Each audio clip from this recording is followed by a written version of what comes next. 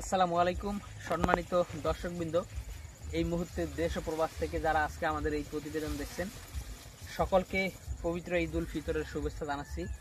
দর্শক শ্রোতা, আমার পিছনে যে ঘাসটি দেখানো আছে এটি হলো নতুন জাতের একটি ঘাস। দর্শক, এটি হলো মূলত জায়ান্ট কিং, অর্থাৎ এটি তাইওয়ান থেকে যেহেতু আমদানিকৃত সে কারণে এই ঘাসটিকে তাইওয়ান হাইব্রিড বলে, তবে এই ঘাসটিকে তাইওয়ানের জায়ান্ট কিং বলা হয়। দর্শক শ্রোতা, এই ঘাসটি যেমন নরম তেমন মিষ্টি। বিশেষ করে এই ঘাসগুলো অনেক মোটা হয়, অন্যান্য ঘাসের তুলনায় এই তাইওয়ান ঘাসটি অনেক মোটা।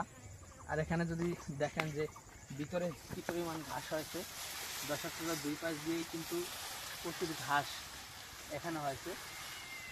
এই ঘাসগুলো আমরা কেটে খাওয়াচ্ছি গরুকে, আমাদের গরুকে। বিশেষ করে এই তাইওয়ান ঘাস কিংবা জারা ঘাস, এসব ঘাস কিন্তু গরু এবং মহিষের জন্য সবচেয়ে বেস্ট হয়ে থাকে। আর আপনারা যারা ছাগলের খামার যারা করবেন তাদের জন্য ইন্দোনেশিয়ান স্মার্ট নেপিয়ার ঘাসটা বেটার হবে। ছাগল এবং গারলের জন্য আপনারা স্মার্ট নেপিয়ারটা চাষ করবেন। আর এই তাইওয়ান ঘাস কিংবা জারা ঘাস এগুলো কিন্তু ষাঁড় গরুর জন্য অথবা মহিষের খামার যাদের রয়েছে সেগুলোর জন্য আপনারা চাষ করতে পারেন।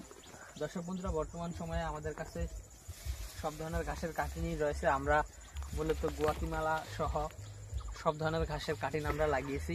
আর এই তাইওয়ান হাইব্রিড ঘাসটা মূলত গুয়াতিমালা ঘাসের পরে বাংলাদেশে এসেছে, এবং দেখেন এই ঘাসটা কী পরিমাণ ফলন হয়।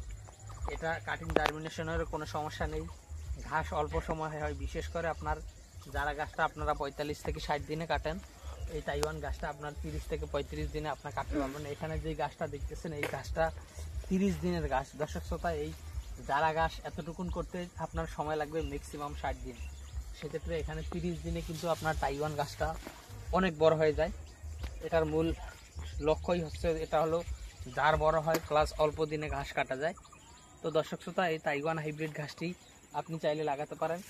পাশাপাশি অন্য যে কোনো ঘাসের কাটিং আপনি যদি লাগাতে চান সেটাও আমাদের কাছ থেকে নিতে পারেন। আমাদের কাছে বর্তমানে সব ধরনের ঘাসের কাটিং অ্যাভেলেবেল রয়েছে।